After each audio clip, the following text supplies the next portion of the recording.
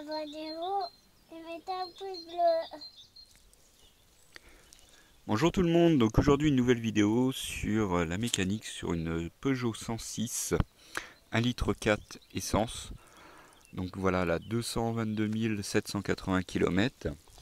Et on va refaire la distribution et le joint de culasse. Donc le joint de culasse, parce que vous voyez juste ici, voilà, vous voyez il y a un sointement d'huile. On le voit juste, je vais essayer de vous montrer ça. Hop, juste ici là, voilà. Donc c'est typique c'est le défaut des moteurs TU. Donc sur les cylindrés 1 litre, 1 litre 1, 1 litre 4 et 1 litre 6. 1 litre 8, je sais pas si elles ont ce défaut. Donc on va refaire joint de culasse, la distribution qui est juste là, les joints de queue de soupape. Et voilà, donc je sais pas si je vais avoir le temps de filmer toutes les étapes, mais je vais essayer de prendre les photos de presque toutes les étapes, on va dire. Voilà, donc la suite arrive. Donc voilà, 222 782 km, la distribution est faite. Un petit test routier, la purge d'eau est faite. Il est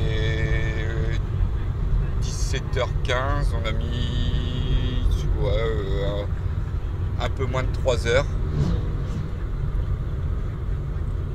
Hop, je fais attention moto, un peu moins de 3 heures pour distribution et joint de culasse. Donc sur une 106. La distribution, franchement, c'est vraiment très simple sur ce type de moteur. Donc voilà, c'est des petites voitures qui sont bien, pas chères, économiques, que ce soit 106, 206, je parle en essence bien sûr. Après voilà, c'est les mêmes moteurs que les AX, les 205 aussi, les Saxo, les moteurs TU essence qui sont très simples d'utilisation et vraiment très peu chers en entretien pour la distribution, pour la pompe à eau ou s'il y a à faire un joint de culasse. Voilà, donc la suite des photos qui arrivent. J'ai pas eu le temps de prendre de vidéo de la distribution en cours. J'ai essayé de prendre des photos étape par étape et avec les joints de queue de soupape aussi. Voilà, bon visionnage à tous et à bientôt. Donc là voici tout ce qu'il m'a fallu en neuf. Donc joint de culasse, vis de culasse, pompe à eau, courroie de distribution, Carlosta, joint de queue de soupape. Donc là on a retiré le joint de cache-culbuteur. Ensuite la poulie d'accessoires qui est en bas, qui est tenue par 3 écrous. Donc la courroie d'accessoires qui prend la clim et l'alternateur. Donc là on est en haut à la poulie d'arbre à cam qui est calée pour respecter le point de calage. Donc là on peut voir de l'ancien joint de culasse dans l'état où il était, avec l'endroit de la fuite d'huile qui est juste là en bas à gauche.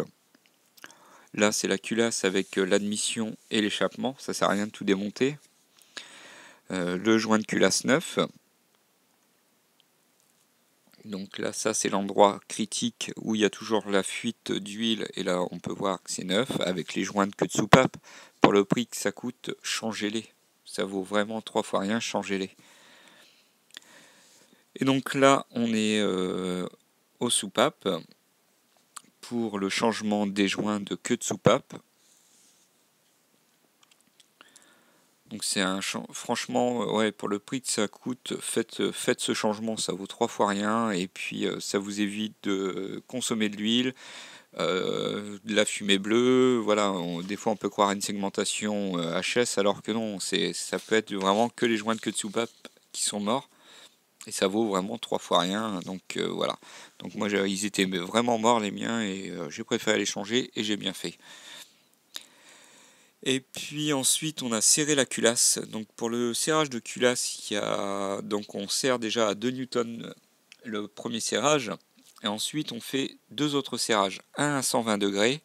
Donc il y a un ordre à bien respecter pour le serrage avec le nouveau joint de culasse. Donc ça c'est suivant les véhicules, bien respecter l'ordre de serrage des goujons. Donc voilà le deuxième serrage à 120 degrés et le troisième serrage à nouveau à 120 degrés. Donc vous allez voir l'outil qu'on a pris pour respecter ce serrage. Donc là les goujons sont engagés. Voilà. L'outil qu'on a utilisé qui est gradué pour respecter un serrage à 120 degrés. Et ensuite un réglage de soupape et c'est parti.